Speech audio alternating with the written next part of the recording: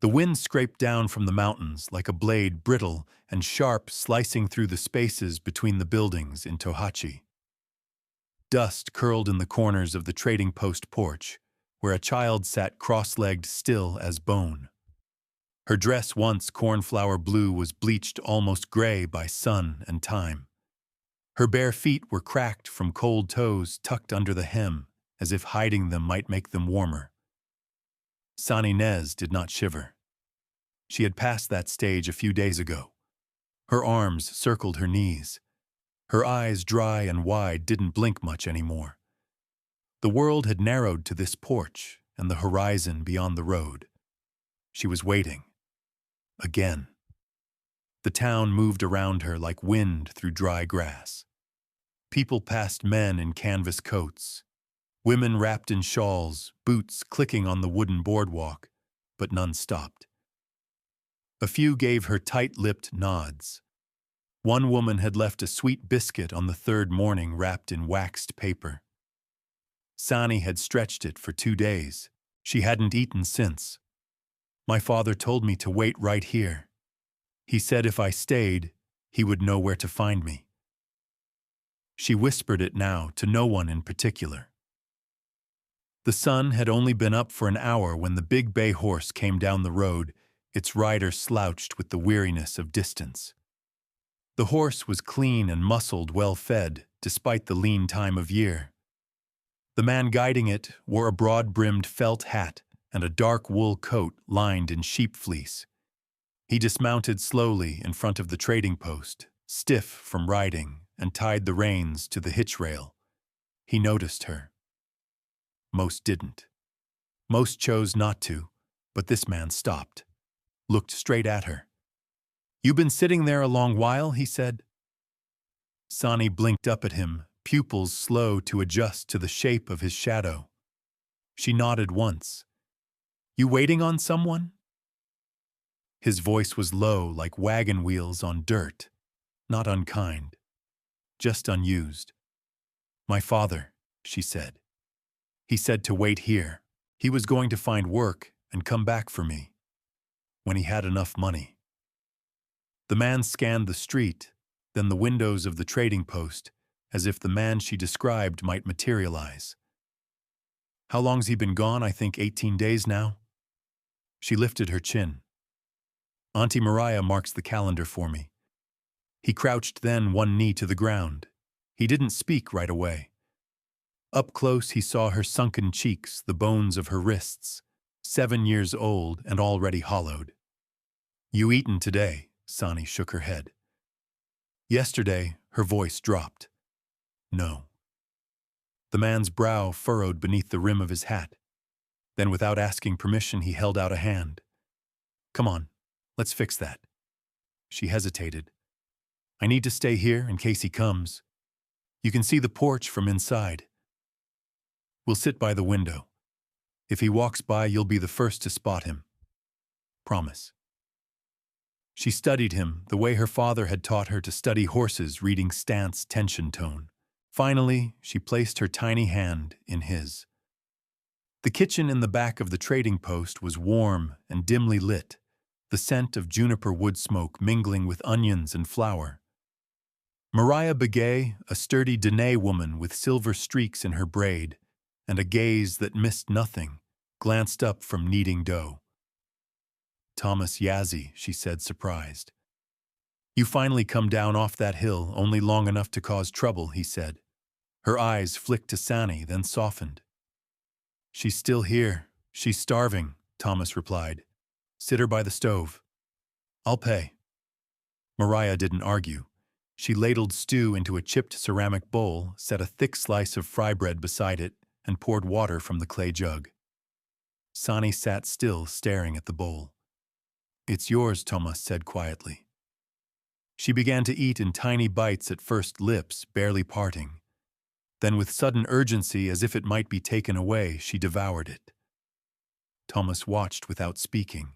Mariah brought him coffee and sat beside him at the long bench.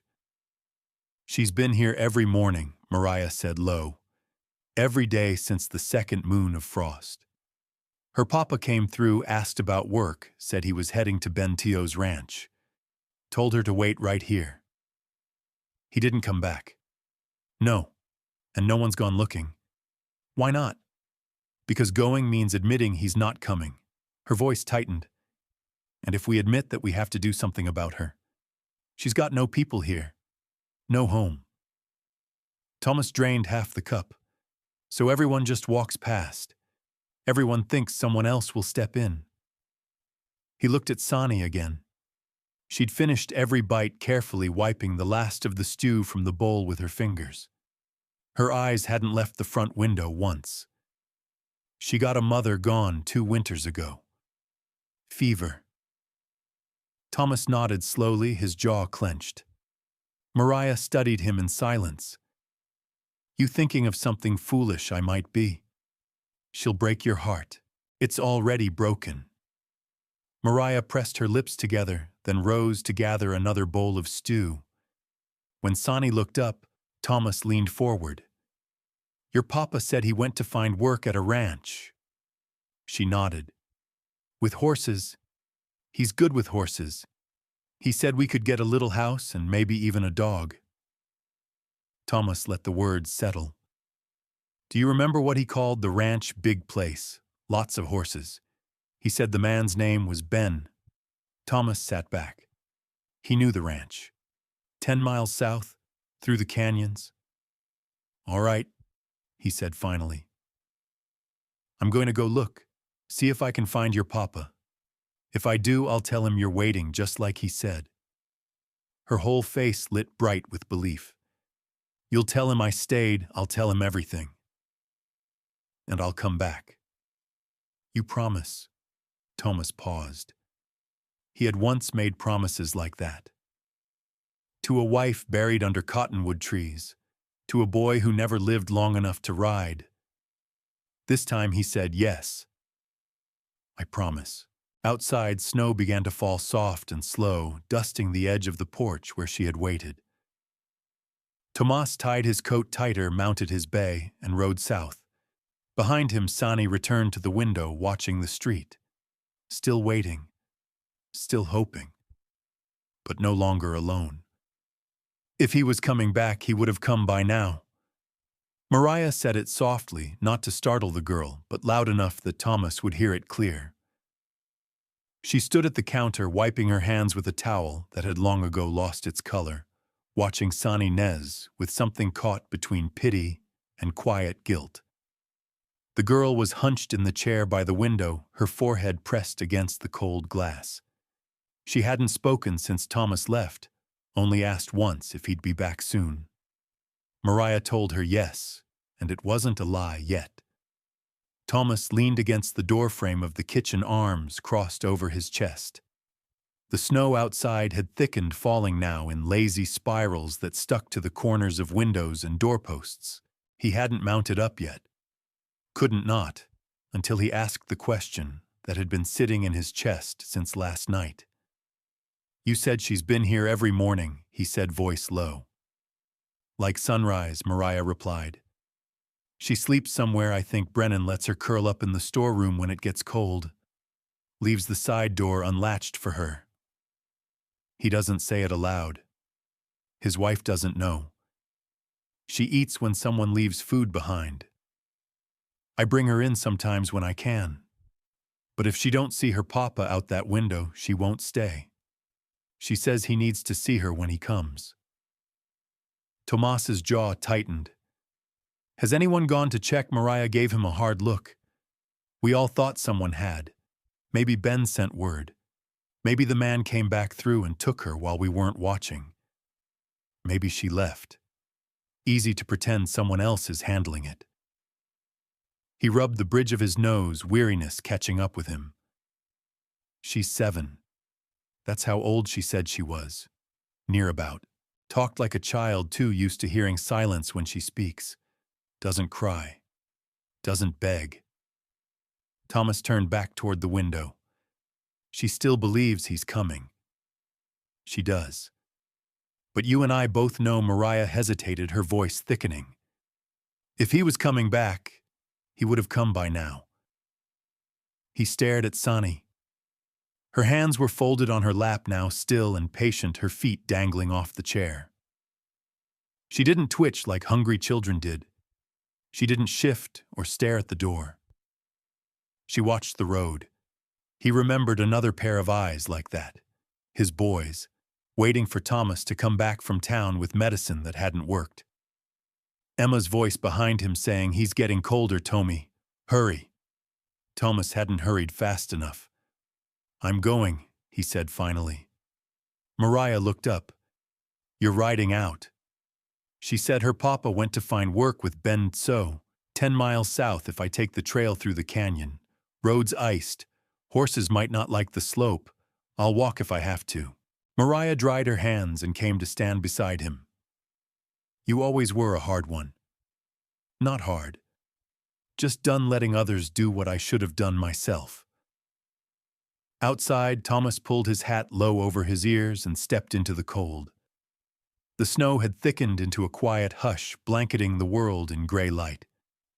He mounted the bay boots, settling in the stirrups, reins in hand.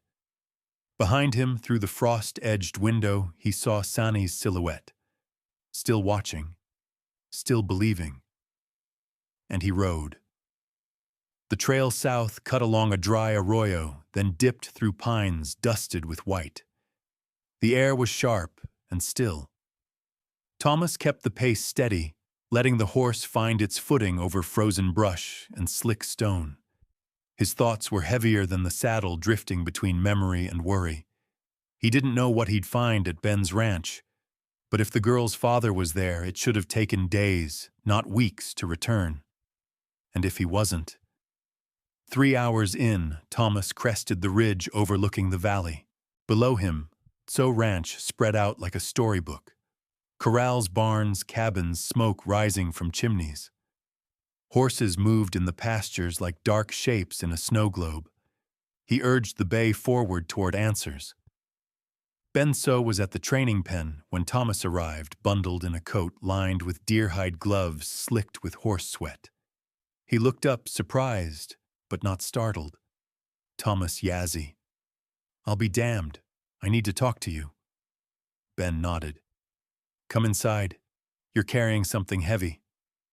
They went to the tack house where the heat of a stove thawed their bones. Thomas didn't waste time.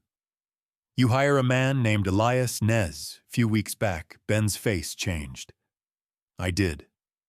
Good horseman. Quiet, polite. Said he had a little girl waiting in town." Tomas's hands clenched at his sides. He didn't come back. Ben sat slowly, his eyes dark. He didn't make it. Colt spooked. Elias got thrown. Broke his neck clean. Died before we could lift him from the dirt. Silence filled the room like smoke. "He told me he had a daughter." Ben continued. "Said she was waiting at the trading post. I didn't know he hadn't sent for her. I didn't know she was still there. She's been waiting 18 days. Ben swallowed hard. "We buried him under the cottonwoods by the creek. Simple marker. We didn't know her name." Thomas closed his eyes. The image of her by the window pressed into his chest. He rose. "Then I'll tell her." Ben didn't stop him. Couldn't.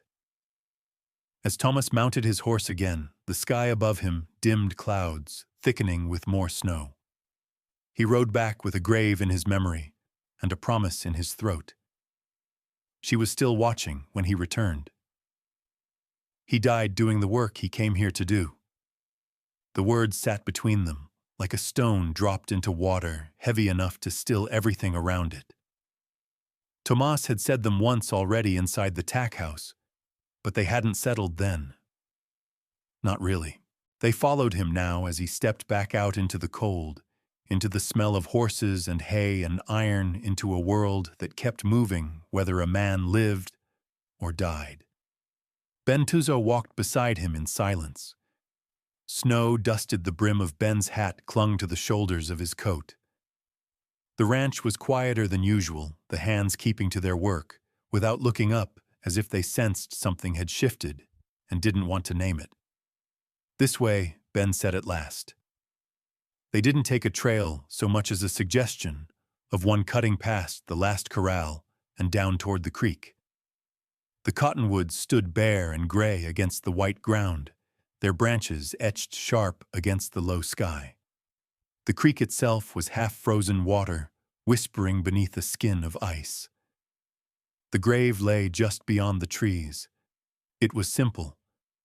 Too simple for a man who had walked this land with hope still in him. A low mound of earth already stiff with frost. A flat stone at the head smoothed as best as rough hands could manage. No carving, no name. Tomas stopped a few paces away. He took off his hat, the cold biting instantly at his scalp. For a long moment he didn't move, didn't speak. He thought of Sani's voice, steady, certain, telling him her father was good with horses. He thought of the way she had eaten, careful not to waste a single bite, as if she had learned early that hunger was patient and always returned. "He say anything?" Thomas asked quietly. Ben shook his head. Just that he needed the work. Said he had someone waiting on him. Said he'd be back in town soon as he earned enough to make it right. Tomas stepped closer to the grave. He crouched, brushed snow from the stone with his bare hand. The cold stung sharp and clean. He welcomed it. Pain that made sense. "I should have gone looking sooner," Ben said, "when he didn't come back to collect his wages. I thought maybe he'd sent for her already." "People think a lot of things," Thomas replied. "That's how children end up waiting on porches." Ben flinched. "You going to tell her?" "Yes." Ben's voice dropped. "You want me to come?" Thomas straightened, put his hat back on. "No, she needs one voice. Too many and she won't hear any of them." Ben nodded, understanding in his eyes. "I'll mark the grave proper.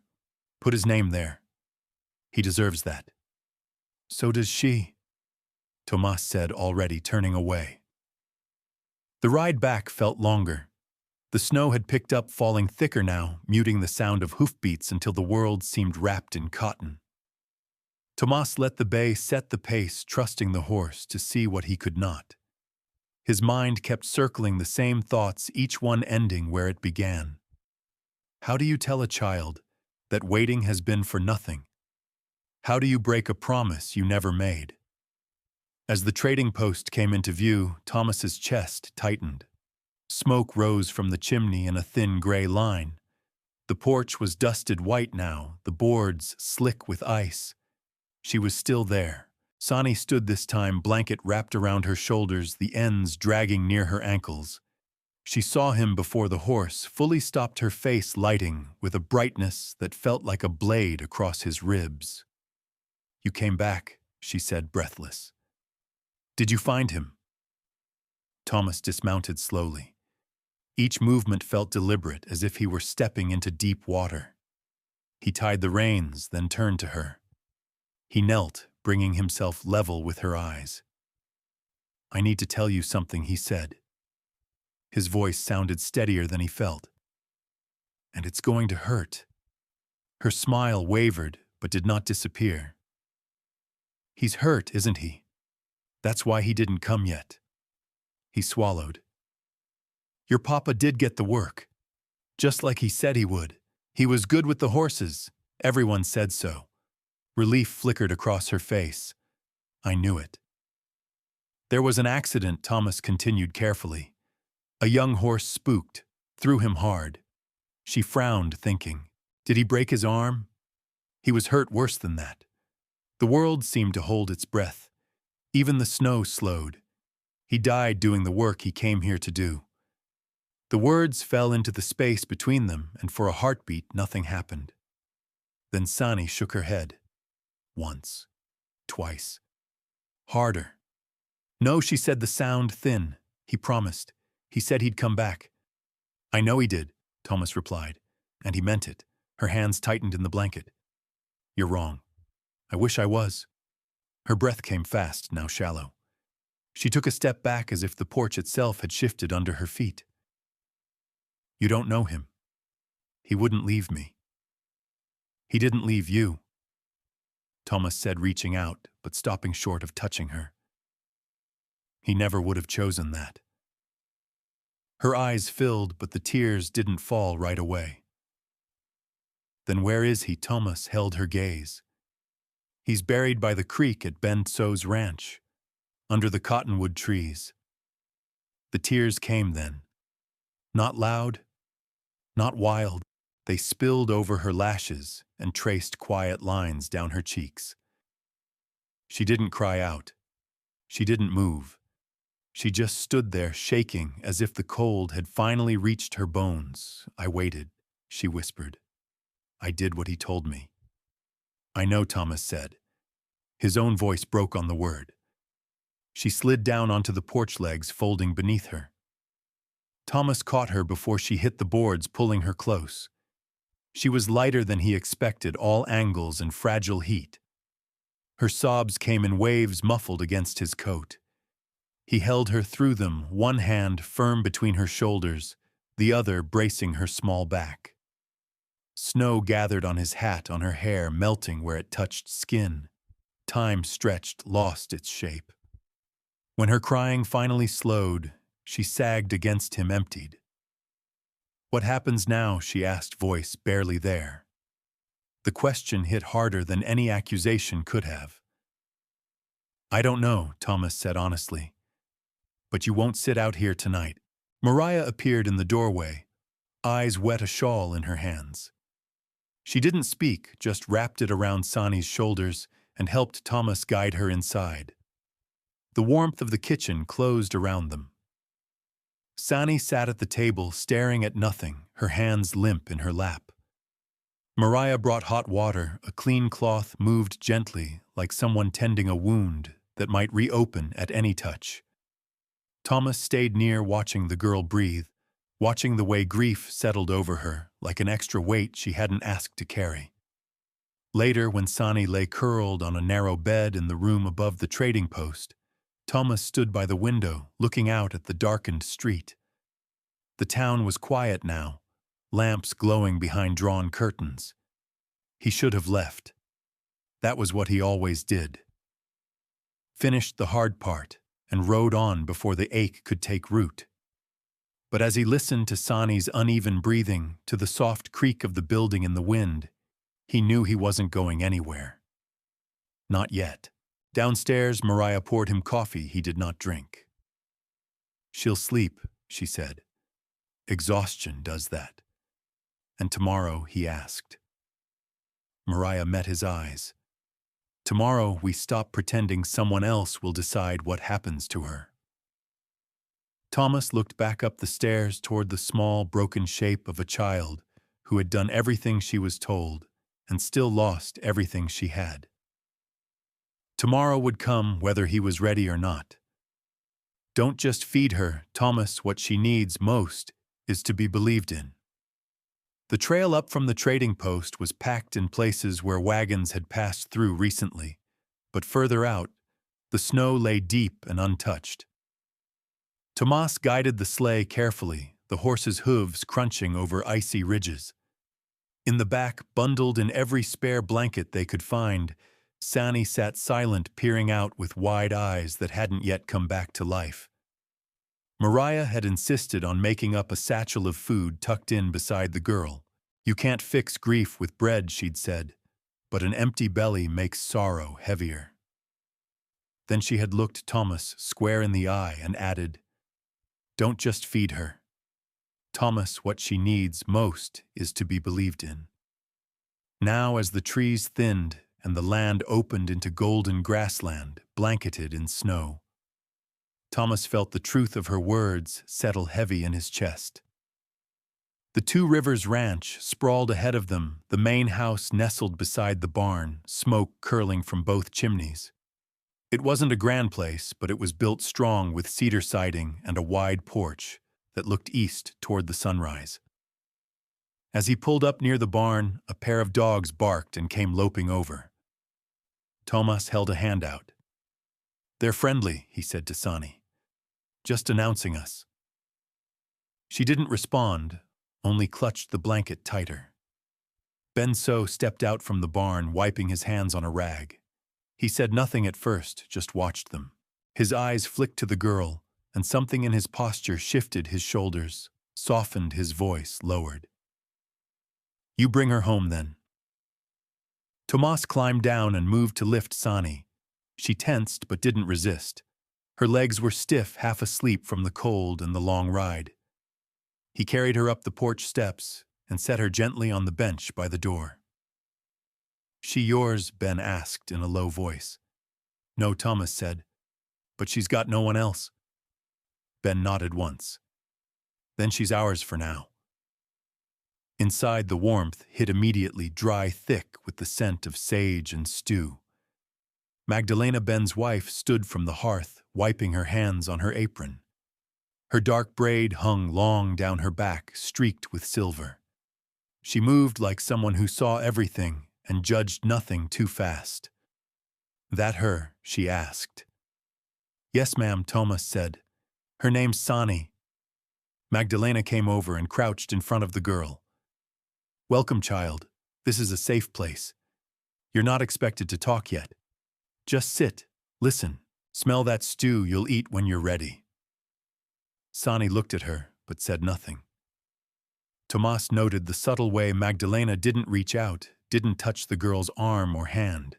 She just gave space. "We've got the back room made up," Ben said. "Quieter, warmer. I'll take her," Magdalena said. As she led Sani away, Thomas stared after them.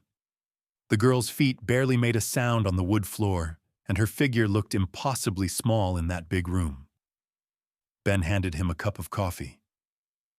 "You're staying the night, I hope." Tomas hesitated. Didn't plan to. Well, plans change. Storm's coming. He stepped to the window. Sure enough, clouds gathered low and gray across the hills, chewing up the horizon. Tomas didn't argue. That night after supper, they sat in the parlor with the fire snapping. Sani had eaten slow, careful, but enough to take the edge off her hunger. Then she disappeared into the room Magdalena had made up for her. "She got a fever?" Tomas asked. "No," Magdalena said. "Just shell-shocked. That kind of loss, it freezes something inside. Takes time to thaw." Ben lit his pipe, leaned back. "You thinking long-term?" Thomas didn't answer right away. "Didn't get that far. I just knew she couldn't stay on that porch." "Well, Ben said you done good bringing her here. But you know she needs more than food and a roof. She needs someone who sees her." "I see her," Thomas said too fast. Ben met his eyes, calm. "I believe that. But seeing is one thing. Staying is another." The fire crackled and Thomas looked into it, jaw working. "I've been drifting a long time," he said finally. "Since before the war, since before anything. I ain't exactly the settling type." "No one said settle," Ben said. "Just don't run." Thomas stood and walked to the window. Snow had started to fall again, soft and lazy. You ever look at someone and just feel responsible? Like if you walk away, something precious will be lost. "All the time," Ben replied. "That's what makes a man." Tomas didn't sleep much that night. He lay on a cot in the corner room, the wind whispering around the eaves, the silence of the house pressing in. His thoughts kept circling the same image, Sani on that porch. Her eyes too old for her face, her hands clutching hope, like it was the only thing left. At dawn, he found her already awake, sitting by the fire with a cup of tea Magdalena must have made for her. Her eyes flicked toward him, wary. "You sleep?" he asked gently. She nodded. He sat across from her, arms resting on his knees. "You remember what your papa used to tell you when things were hard?" She stared into the fire. He said, "If you wait quiet enough, the answer comes." Thomas nodded. "That sounds like a good man." Silence stretched again, not heavy this time, but uncertain. "I want to go see where he's buried," she said finally. "You said it was by a creek. I'll take you," Thomas said. Her shoulders eased just a little. It was the first sign she'd let something reach her. Ben stepped into the room with a letter in his hand. Ryder brought this from Chinley. Thomas took it, frowning. Who's it from? Ben pointed to the name scribbled on the outside. Auntie Ella. Sonny's head turned. That's my papa's sister. Thomas glanced at the girl, then opened it. The handwriting was shaky but clear. It was short, less a letter than a plea. He told me he sent for me too late. If the child is still there, I want her. I'll take her in. Tell me she's alive. Thomas folded the letter slowly. She wants you to come live with her, he said. Sonny's expression didn't change much, but her hands tightened around her cup. Do I have to? She asked quietly. No, Thomas said. Not unless you want to. She stared into the fire again, then whispered, Can I think about it? Thomas looked up at Ben and Magdalena. They gave slight understanding nods. Take all the time you need, Thomas said. A decision like that, you don't rush it. The wind howled outside, but inside the fire held steady. I don't want a new family, I want to remember mine, but I don't want to be alone either. The morning sun broke through the clouds in weak shafts, casting a pale light over the icy ground. Tomas tightened the cinch on his saddle while Sonny stood nearby, bundled in Magdalena's spare coat and hat, watching him with solemn eyes. Her hand never left the small satchel she carried inside. Folded carefully was her father's scarf, worn and faded, but full of memory. He helped her up into the saddle before swinging up behind her, his arms a protective frame as he took the reins. The mare gave a soft snort, then began the slow, steady climb down the trail toward the creek where her father had been buried. Neither spoke at first. The hooves crunching snow and the breath of the wind filled the silence. As the trees thickened, Thomas pointed toward a slight bend in the creek bank, marked by a crude wooden cross. It leaned a little, but it still stood the name, hand-carved into the wood, Cal Elisi, beloved father. Sonny slid from the saddle and walked the last few steps. Tomas stayed back, giving her space. She knelt beside the grave, not crying, just quiet. Her gloved hand brushed the snow from the base of the cross, then pulled the scarf from her satchel and laid it across the top gently. Tomas knelt beside her after a long moment. He was a good man. She nodded, tears slipping silently down her cheeks. He tried to protect me. Even when he was sick, he told me stories every night, even when he could hardly talk. He gave you something to carry, Thomas said. That's what good fathers do. They stayed there until her fingers started to tremble from the cold. As they rode back, she leaned into him slightly, no longer tense, no longer distant.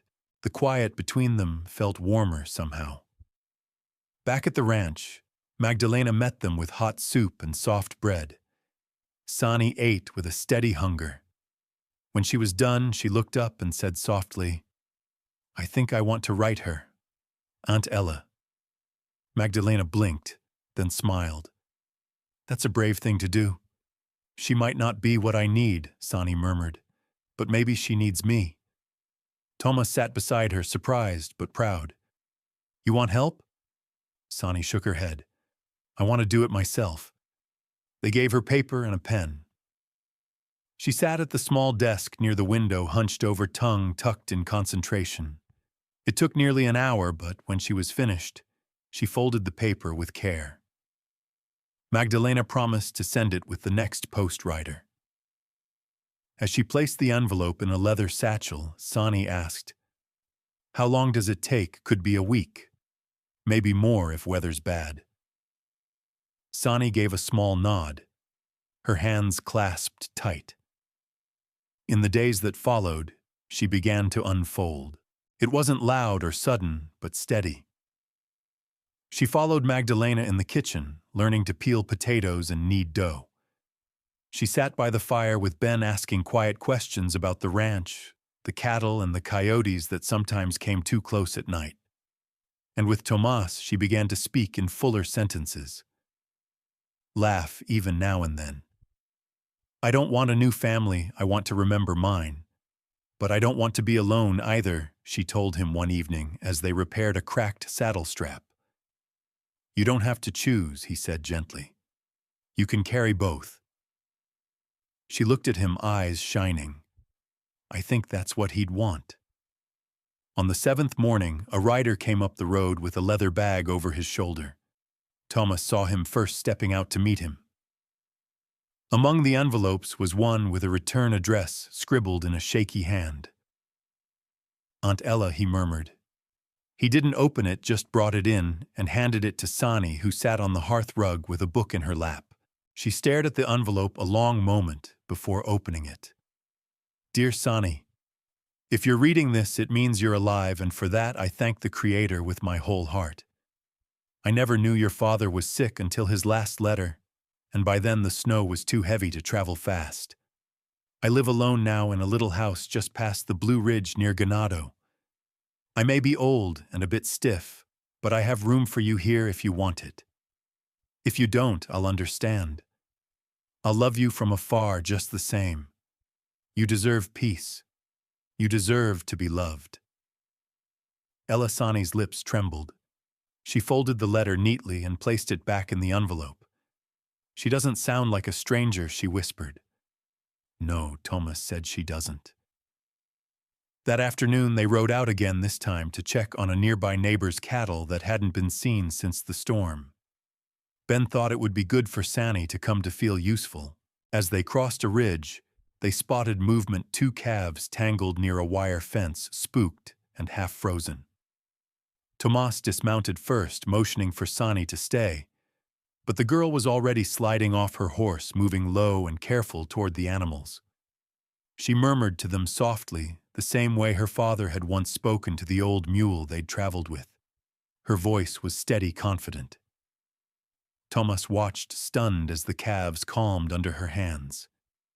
You've got your father's gift, he said, leading the second calf away once the wire was cleared. Sani beamed, cheeks red from the cold. Later that night by the fire, she looked over at Thomas and said, When you first asked me that question if I was hungry, I thought it was just about food. Thomas smiled faintly. Wasn't it? No, she said. I was hungry for someone to stay. He swallowed hard and nodded. Then I'm glad I asked. She sat quiet a moment longer, then said, I want to visit her Aunt Ella. Just visit. Magdalena looked up from her knitting. That sounds fair. I want to see what kind of home she has. See if it feels right. Tomas placed his hand over hers. I'll go with you. The wind howled again outside, but the warmth inside was real, shared, earned. Sani leaned into Thomas, and for the first time since she'd come to Two Rivers, she closed her eyes without fear. You're not sending me away, I'm choosing to go. There's a difference. The wheels of the buckboard creaked as they rolled along the frost-hardened road. Thomas holding the reins in silence, eyes scanning the horizon. Sani sat beside him, bundled in her cloak, her father's scarf tucked securely around her neck. Her gloved hands rested in her lap, fingers twitching now and then, not from cold, but from nerves. The letter from Aunt Ella had been reread 6 times, the folds worn soft at the edges.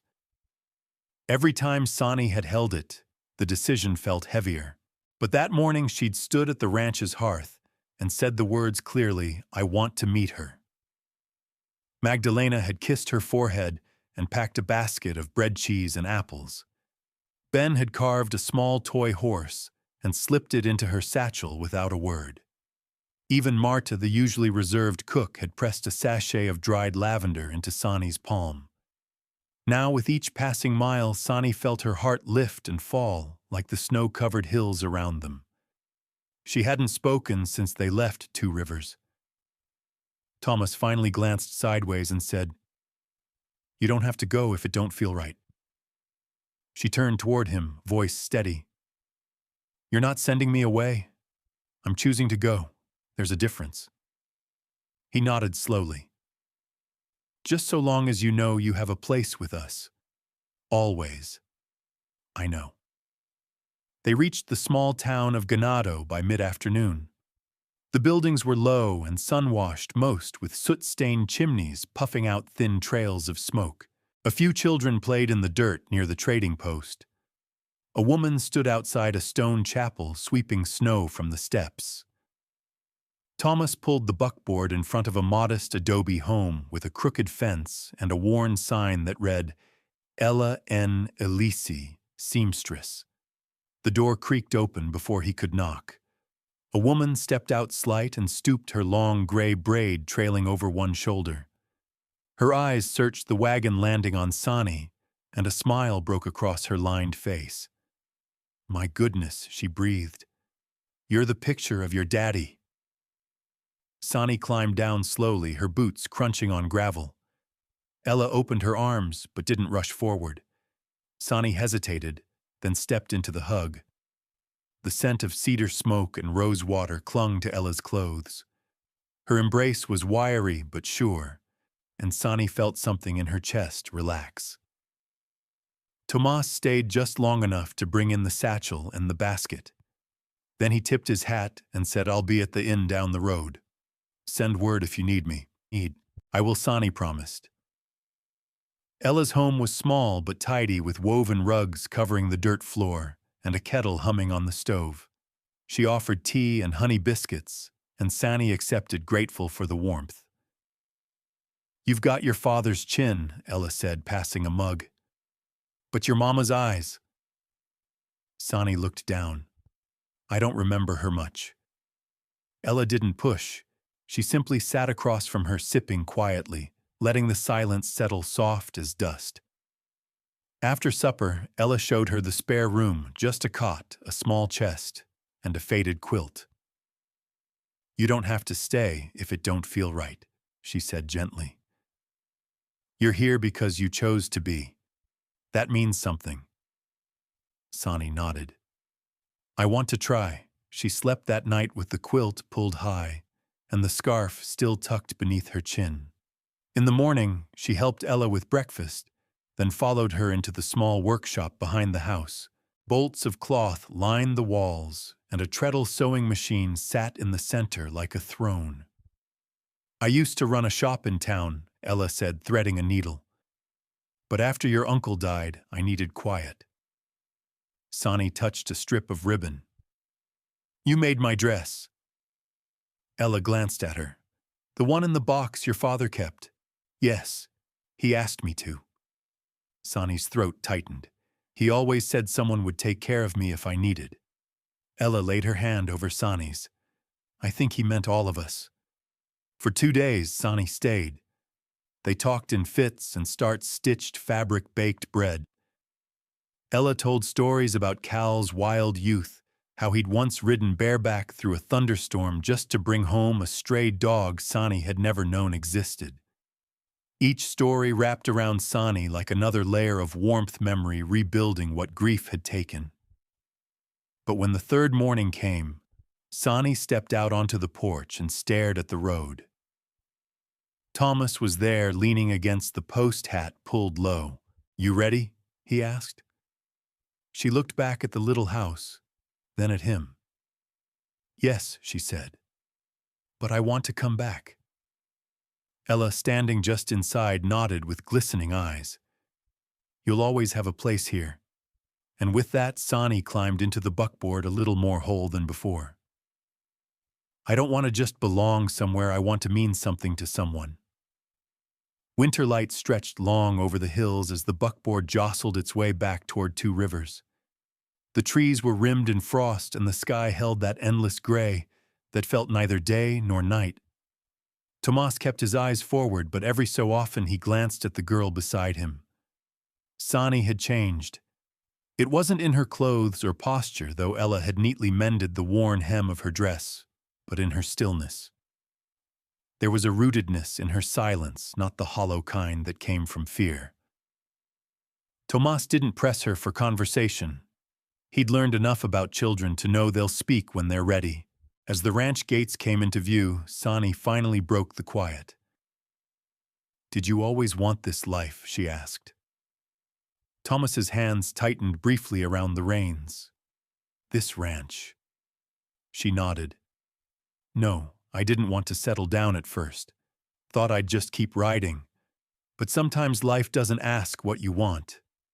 It hands you something and waits to see what you'll make of it."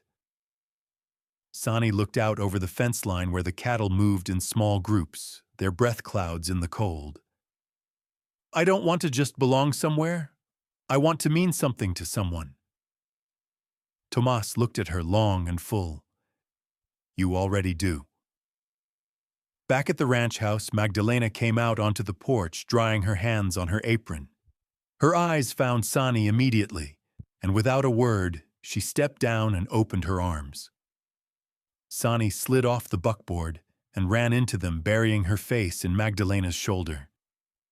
Ben stood behind her, half shy, holding the toy horse he'd given her. "I kept it safe," he said, as she pulled back. Sani smiled and touched it gently. "Thank you." It helped. Inside, everything felt warmer, more familiar. The scent of fresh bread, the soft hum of Marta's humming in the kitchen. Sani helped set the table, moved with a confidence she hadn't had before.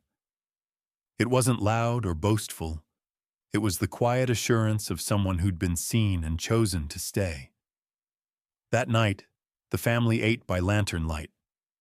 Laughter flowed easier, and when Sani shared one of Ella's stories about Cal riding through a rainstorm to rescue a soaked kitten, Tomas actually chuckled deep and surprised. After dinner, while the others cleared dishes, Sani wandered toward the barn. She found Naomi there, brushing down one of the horses. Naomi looked over and smiled faintly. "Back already," she said, not unkindly.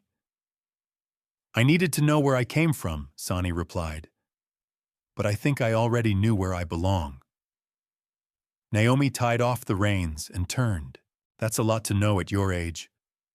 Sani's lips curled. "You figured it out at mine." Naomi tilted her head. "Fair." They stood in silence, listening to the soft huffs of the horses and the creak of rafters overhead. Naomi leaned against a post. "Sometimes I think I'm still figuring it out." "I want to stay here," Sani said, her voice lower now. "But I want to be useful. I don't want to be the person everyone's protecting. I want to help." "You already are," Naomi replied. "More than you think." Sani's eyes searched hers. "I want to learn. Can you teach me?" Naomi considered her for a long moment. "You're not asking to be coddled. You're asking to contribute." Sani nodded. Naomi smiled. "All right. Tomorrow morning. Meet me at the barn before first light." The next few days took on a rhythm. Mornings with Naomi, learning how to muck stalls, fill feed bins, even help with grooming. She struggled at first.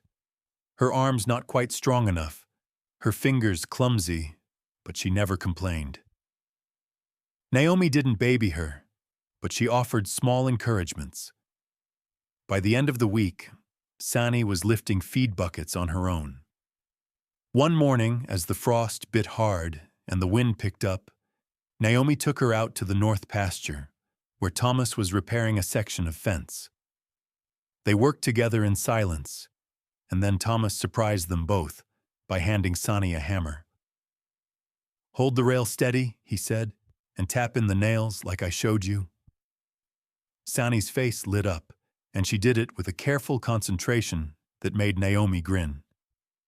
Afterward, they all shared coffee from a thermos.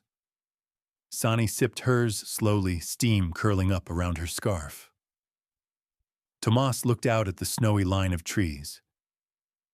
"You know," he said, "when Cal came to this land, he didn't have much. Just a stubborn will and a way with cattle. But he knew how to make people feel seen. That was his real gift. Sonny looked up. Do you think I have that? Naomi nudged her gently. You have something. Magdalena called them in that night with a pot of venison stew and corn cakes. As they sat around the fire afterward, Sonny pulled out one of the patchwork squares she'd started at Ella's. She sat cross-legged beside the hearth, stitching in small, precise lines. What are you making? Ben asked. A quilt, she said, for the bunkhouse. It's going to be made of all different colors and scraps. Why? Sonny paused, thread pulled tight. Because everyone here is different, but we still fit together. Thomas's eyes softened, and he nodded once slowly. Late that night, while the wind rattled the window panes and the fire burned low, Sonny sat alone for a while. She stared at the small patch of fabric in her hands, stitched with blue and crimson, and the tiniest scrap of flannel from one of her father's old shirts. Ella had given it to her before she left. She pressed it to her chest. I'm not lost anymore, she whispered. And from outside the window, the stars blinked down like they'd always known. I didn't think the world could still offer me something good. But maybe I was wrong. The snow came heavy that morning, blanketing the ranch in thick silence. Even the cattle seemed subdued beneath the weight of it. Sonny stood at the barn door, gloved hands gripping a shovel, watching the steady drift fall from the sky. She could see her breath cloud the air, but her body was warm with motion and purpose. She had risen earlier than usual, and beat Naomi to the barn. Shoveling paths wasn't glamorous, but it mattered. Folks needed clear walkways to move feed-haul water 10 stock. It gave her a quiet kind of pride, the kind that didn't demand praise. Naomi approached from the corral, leading one of the horse's boots, crunching snow. You trying to outwork me now? She teased. Sonny grinned, face red from the cold. Just trying to stay ahead of the snow. Naomi nodded approvingly. We'll keep going. Thomas needs help with the south troughs soon. The pipes froze again. Sonny's smile didn't falter. She didn't dread the work anymore. Not the cold, not the mud, not the calluses forming along her fingers. Each task anchored her deeper into the life she was building here. Inside the house, Magdalena stirred oatmeal over the stove while Ben rubbed sleep from his eyes. He still liked to sit next to Sonny at breakfast, trailing behind her afterward, like a little brother who believed she hung the moon. Sonny didn't mind. When she'd been alone, she'd wanted someone to hold on to her that way. Tomas returned to the house around mid-morning, his coat dusted white. Bad drifts by the western fence, he said, tugging off his gloves. We'll need to break a trail to the Miller homestead. They're probably snowed in. I can go, Sonny said, before she could second-guess herself. Thomas hesitated. It's a rough ride, Sonny. Deep snow, cold wind, maybe worse. She straightened. I can do it. I'll take Ginger. She's sure-footed. Naomi raised an eyebrow. I'll go with her, she said. Magdalena looked between them the way mothers do when weighing risk against growth.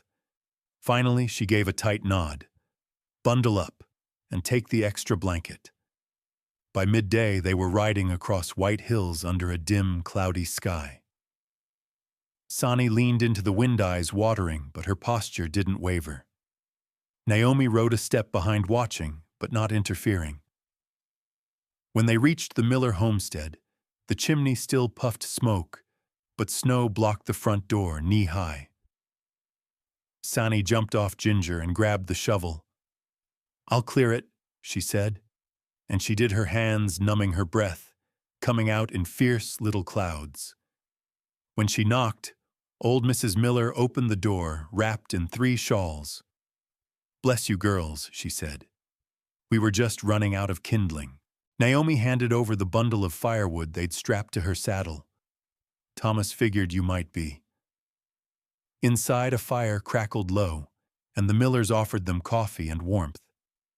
Naomi declined, but Sonny accepted, cupping her hands around the tin mug. and feeling the heat seep into her fingers. "It's strange," she said softly to Mrs. Miller, who had asked nothing, but looked at her with a grandmother's eyes. "I didn't think the world could still offer me something good, but maybe I was wrong." The woman simply reached out, tucked a stray strand of hair behind Sani's ear and said, "Good finds those who don't stop looking." On the way back, the snow picked up. The wind howled down from the ridges, slicing through their scarves. The horses moved slower hooves, crunching over crusted drifts. Sani's fingers went stiff again, and her eyes burned from the cold. At one point, her boot slipped from the stirrup, and she nearly toppled. Naomi reached over, steadying her. "You all right?" Sani grit her teeth. "Yes.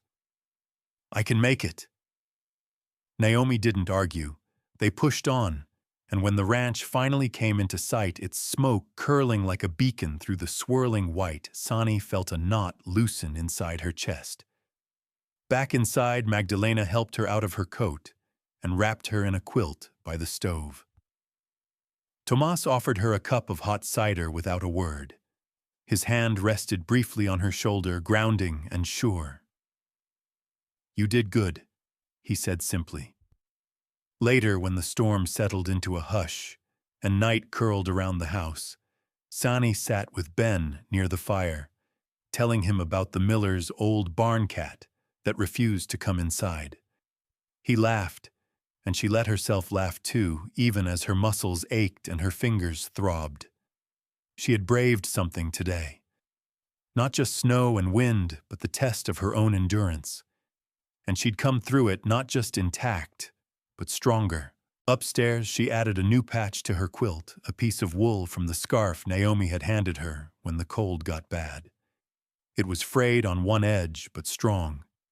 She stitched it in beside the others, forming a shape like a rising sun. "She says I'm not real family." Sani whispered, her voice breaking, and maybe I started to believe it. It started with the letter.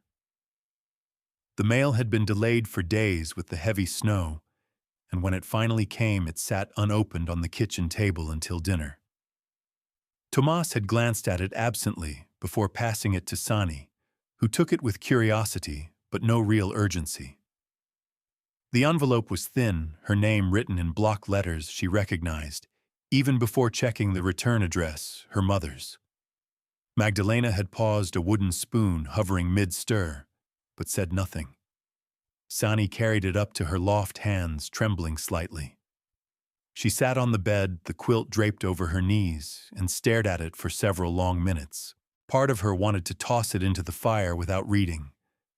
But curiosity, or maybe hope, pushed her fingers to slit it open. The words inside weren't many. Her mother didn't apologize. She didn't ask how Sani was or what her life looked like now. Instead, she informed her that an aunt had died and left behind some costume jewelry not worth much, but figured I should mention it. Then casually, almost as an afterthought, Naomi wrote me. Said you're staying with that ranch family. Thought you'd run off to a mission school or something. You always did cling to strangers. The words hit harder than she expected. Cling to strangers. Like her presence was a burden, like her reaching for love had been some kind of weakness. Sani folded the letter and placed it beneath her pillow without finishing it. She didn't sleep that night. She lay awake, eyes fixed on the ceiling, the old doubts creeping in like winter drafts through a loose window frame. Maybe this life she was building didn't belong to her. Maybe she was just another mouth to feed another stray taken in out of pity. The next morning, her exhaustion showed in the way she moved slower, distracted. Tomas noticed first, but said nothing. Magdalena, ever the observer, touched her cheek and simply asked, "Did the letter bring more pain than peace?" Sani nodded once. That was all she could manage. She threw herself into the work, fixed fence posts in the bitter wind, cleaned tack with raw knuckles, mucked out stalls until her arms ached. But the more she tried to bury the letter beneath tasks, the more it gnawed at her. It came to a head 3 nights later. Dinner was roast beef and cornmeal biscuits, the table full of warmth and laughter. Ben talked endlessly about a calf that had tried to climb into the hayloft. Naomi chuckled and passed the butter. Sani sat quiet, pushing food around her plate. "Didn't eat much today," Thomas noted gently. "I'm fine," she replied too quickly. Naomi met her gaze. "You don't look it." Sani stared down at her plate. Her chest tightened with something she couldn't contain anymore. "Why did she write me?" she said abruptly. The table fell silent. "She hasn't cared for years," Sani continued, her voice low, shaking. "She let me go like it cost her nothing. And now she writes. Not to check on me, but to remind me I never belonged." Sani, Magdalena said softly, but she stood chair scraping back. "I'm sorry," Sani mumbled, blinking rapidly. "I shouldn't have said anything." She made for the door, needing the cold air, the stars, the distance. Naomi followed a beat later, boots crunching behind her. Sani stopped at the corral fence, leaning on it, like it could hold up everything inside her. "She says I'm not real family," she whispered, and maybe I started to believe it. Naomi didn't speak right away. Instead, she climbed onto the lowest rail of the fence beside her, arms resting on her knees. "My father's brother told me the same once," Naomi said finally. "When my parents passed and I stayed with Aunt Jo and Uncle Lee, he told me I'd never be blood, that I should be grateful I had a roof. That's when I started working with horses. They didn't care whose blood ran in my veins." Sani turned her head, watching Naomi's profile in the moonlight. "How did you stop letting it get to you?" "I didn't," Naomi admitted. "Not at first, but over time I realized something. You don't have to be born into a family to be chosen, and being chosen, that matters more." Sani's eyes welled. But what if they changed their minds? Naomi's voice was firm.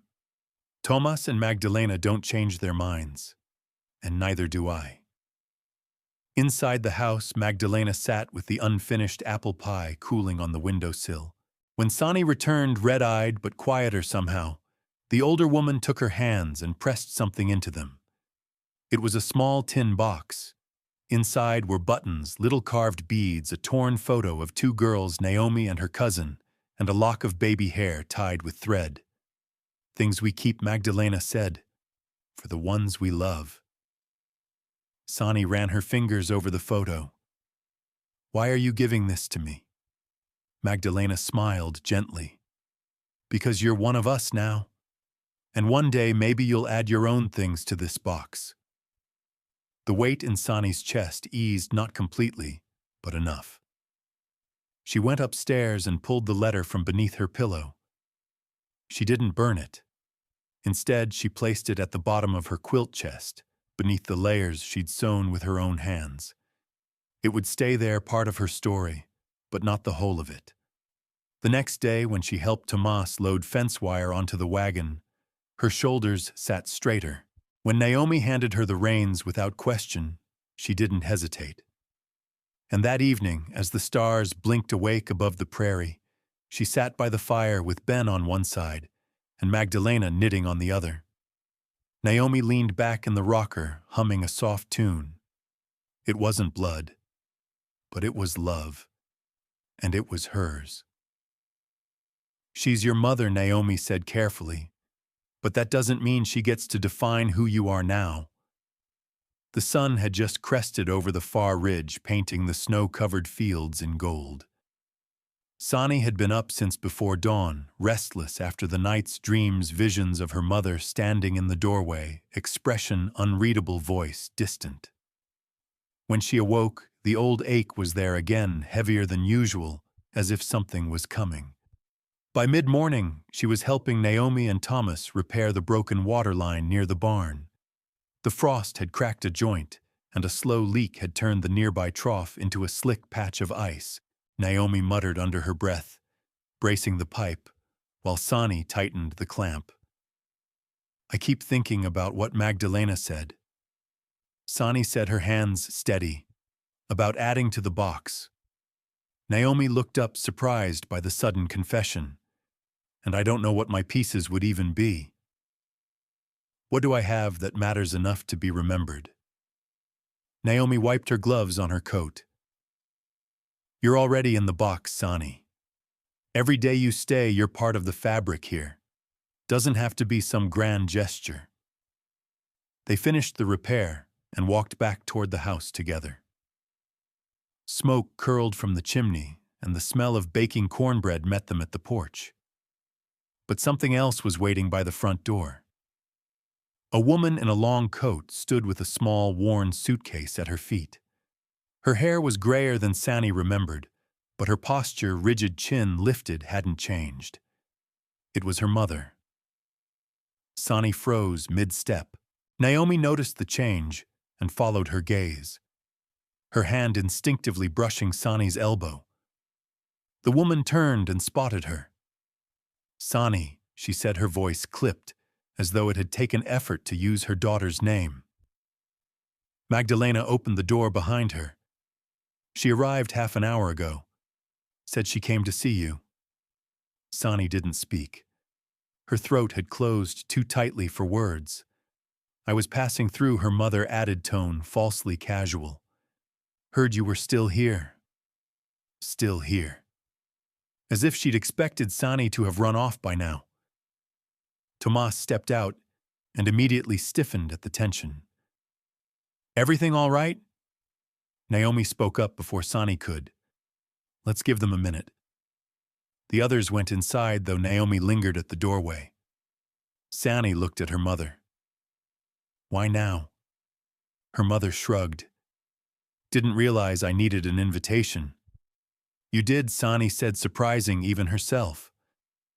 Her mother blinked. I see. I got your letter. I didn't reply because I didn't know how to respond to someone who called my home a stranger's place. That's not what I meant.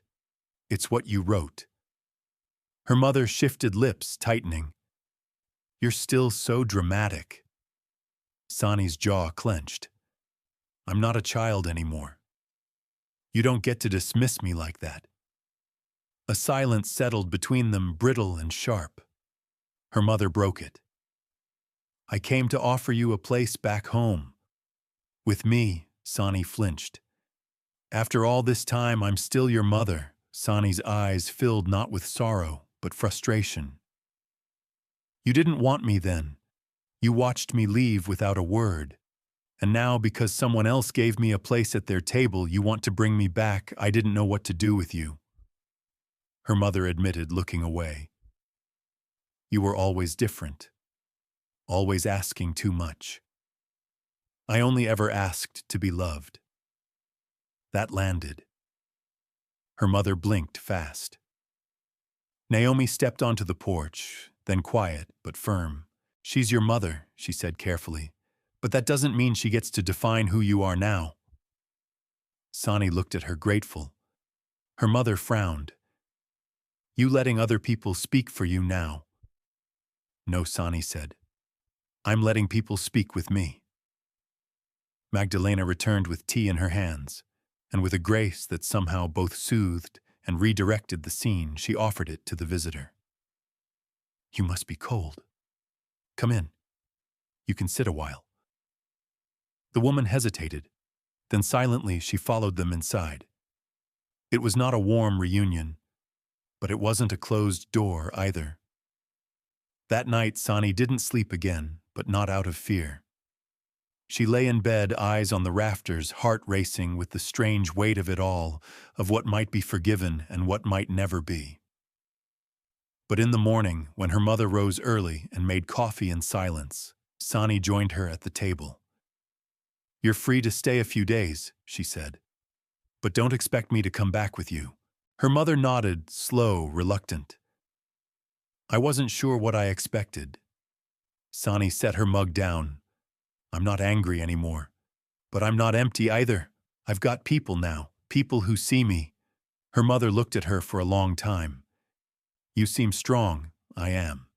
And when Naomi called from the barn, Sani rose, tucked on her gloves, and stepped out into the sun, feeling the frost bite her cheeks and the warmth rise in her chest, not from the past, but from what she was walking toward. There's more strength in staying than running. You just have to stay long enough to know it. Snow dusted the branches like flour sifted over cedar and pine. The ranch was quiet in the way only winter could make its sounds dampened, space hushed, time slowed. Sani walked the perimeter fence with Thomas checking the posts for weak spots before the next storm. Her gloves were stiff, the wind bit through the layers of her scarf, but her steps were even. Her mother had left 3 days ago. She hadn't asked for forgiveness again, and Sani hadn't offered it. There had been no grand closing, no weepy goodbye at the door. Just a parting nod, 2 mugs of coffee drained in silence, and the sound of tires crunching on gravel as she disappeared down the drive. But her presence lingered like a memory still too fresh to shelve. Thomas hadn't pried, and neither had Magdalena or Naomi. It was the silence of respect, the kind you give to someone who's just walked through fire barefoot. That kind of silence meant everything. Thomas knelt to test a post, the cedar groaning faintly under his grip. "This one'll need replacing." Sani nodded and marked it with a strip of orange cloth. "You holding up?" he asked without looking at her. "I think so," she said. "I don't feel like I'm crumbling, just adjusting." He stood and brushed off his gloves. Sometimes even when folks leave, they keep pulling at you like they never went. Sani turned her face toward the wind. "I thought seeing her would fix something, or maybe break it in a way that let me move on. But it didn't do either. She see you, I think she tried. But she's still looking at the old version, the one who tried to shrink to fit in her hands." Thomas nodded slowly. "You're not that anymore." "No," she said. "I'm not." They moved down the fence line together.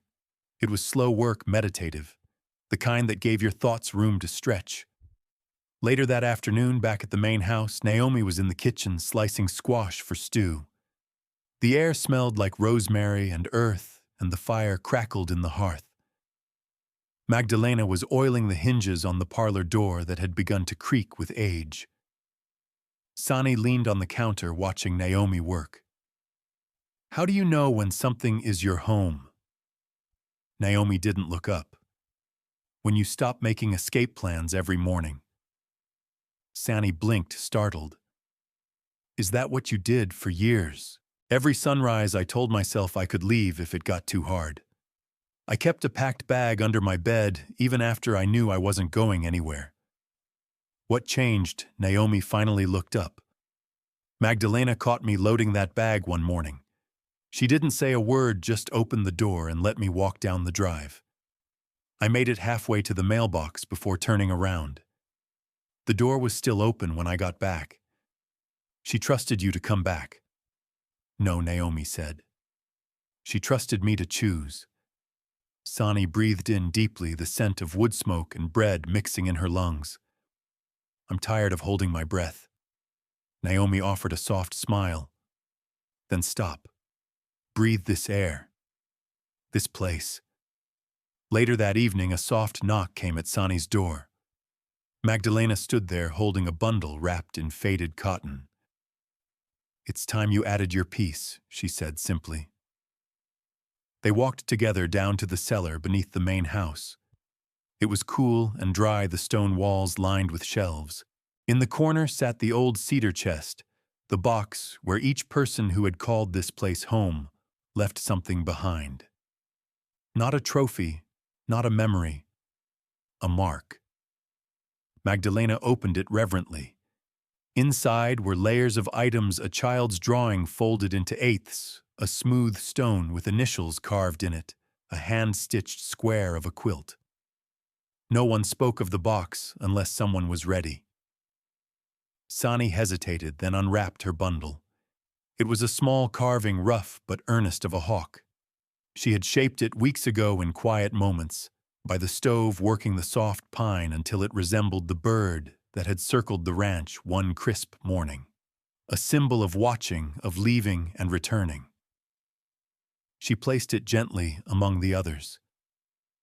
"I'm not done becoming who I'm meant to be," she said, her voice catching. "You're never done," Magdalena replied. "But you're rooted now." Sani looked at her. "I didn't expect to be. That's how it works sometimes." Magdalena put a hand on her shoulder. "There's more strength in staying than running. You just have to stay long enough to know it." They stood in the hush of the cellar for a long while, then climbed the stairs.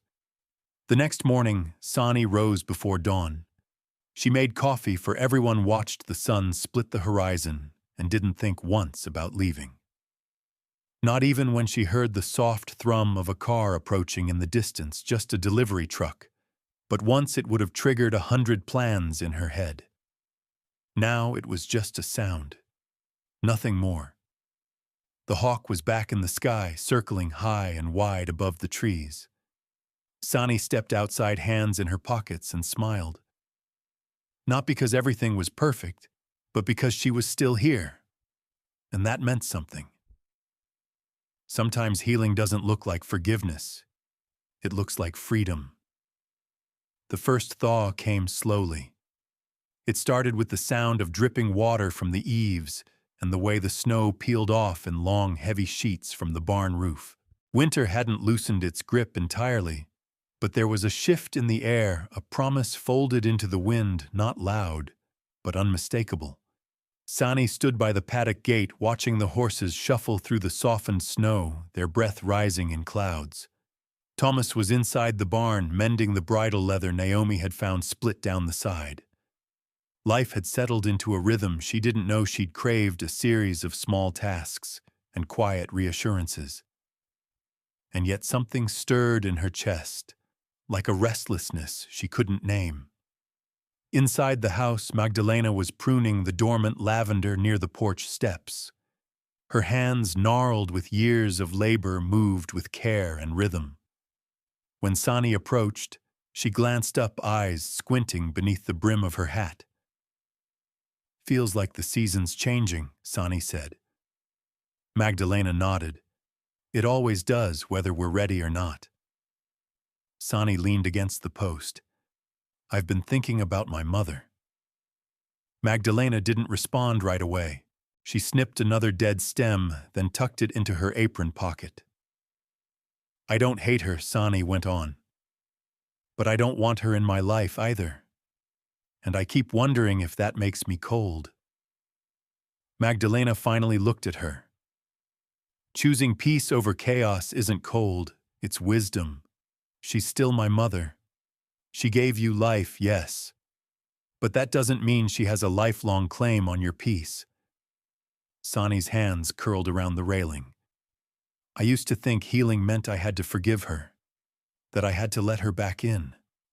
"No," Magdalena said simply. "Healing means reclaiming your life. Forgiveness, if it ever comes, is just one path, not the only one." The wind kicked up, scattering dry leaves across the porch. Sani's gaze followed them until they disappeared into the field. That afternoon, she walked alone to the far ridge past the tree line, where the land opened wide, where the hawk sometimes circled, and the air felt different, thinner, like it carried more truth. She sat on a flat stone warmed by the sun and pulled out the letter she'd been carrying in her coat pocket for weeks. Her mother had left it on the nightstand the morning she departed. Sani had picked it up, shoved it into her coat without reading it, unsure whether it deserved the weight of her attention. But now, here in the quiet, she opened it. The handwriting was firm but unfamiliar, like someone trying hard to be steady. "Sani, I don't expect you to forgive me. I don't even know if I deserve to be forgiven. But I wanted to tell you that I'm sorry, not just for what I did, but for what I never saw. I see it now, or at least I'm trying. You were never the problem. You were just the reminder of everything I couldn't fix in myself, and I took that out on you. That's mine to carry. If this is the end of us, I'll carry it quietly." Sani read it once, then again. Not because it demanded rereading, but because her heart needed the time to translate it. There was sorrow in the words. Not healing, not mending, but acknowledgement. She folded the letter and slid it back into her pocket. There was no sudden release, no burst of clarity or tearful breakdown. Just a soft shift inside her. Like a tight knot that no longer needed to be untied, only laid down. She didn't need to write back. She didn't need to call. Her healing wasn't hinged on a response. As she walked back toward the ranch, she felt taller somehow. Like she had shed something heavy, without even realizing she'd been carrying it. That evening, the women gathered for dinner, chili bubbling in the pot cornbread steaming fresh from the oven. Thomas came in late, dusted with hay and smelling of saddle oil. Naomi was teasing him about tracking mud across her freshly swept floor. Sani sat between them, laughter coming more easily now, and listened without the weight pressing down on her shoulders. Magdalena passed her a bowl, their hands brushing, and the older woman gave her a knowing look. After the meal, Sani lingered by the fire while the others cleared the table. Naomi joined her with 2 mugs of tea, handing one over. "Magdalena told me you went to the ridge today," Naomi said gently. "I did. You look different." Sani smiled faintly. "I think I let something go." Naomi nodded. "Good. That's where freedom lives." Sani took a sip of the tea, letting it settle warm in her chest. "I don't want to carry anyone else's shame anymore. Not hers, not my father's, not the church's. Just my own truth, however quiet it might be." "That's the beginning of real life," Naomi said. "When you stop living on borrowed weight." They sat in comfortable silence, the fire crackling shadows flickering across the walls. Later, alone in her room, Sani pulled out her journal, the one she'd been too afraid to write in most days. She opened it to a fresh page, fingers steady. She didn't write about her mother. She didn't need to. Instead, she wrote about the lavender roots sleeping in the soil, the thaw beginning along the creek, the hawk that returned to the sky even after storms. She wrote about the sound of Thomas's laughter and Naomi's cinnamon tea, and Magdalena's voice like wind through cottonwood. She wrote about choosing peace. She wrote about staying. And finally, she wrote the words that had become her own. Sometimes healing doesn't look like forgiveness. It looks like freedom. The educational lesson learned from this story is that family is not always defined by blood, but by those who choose to stay care and take responsibility when it truly matters. Healing does not always require forgiveness or forgetting. Sometimes it comes from setting peaceful boundaries and allowing yourself to grow where you are valued. Life may offer second chances later than we expect, but they often arrive quietly through daily kindness, shared work, and steady presence. Even in later years, it is never too late to offer belonging or to accept it with grace.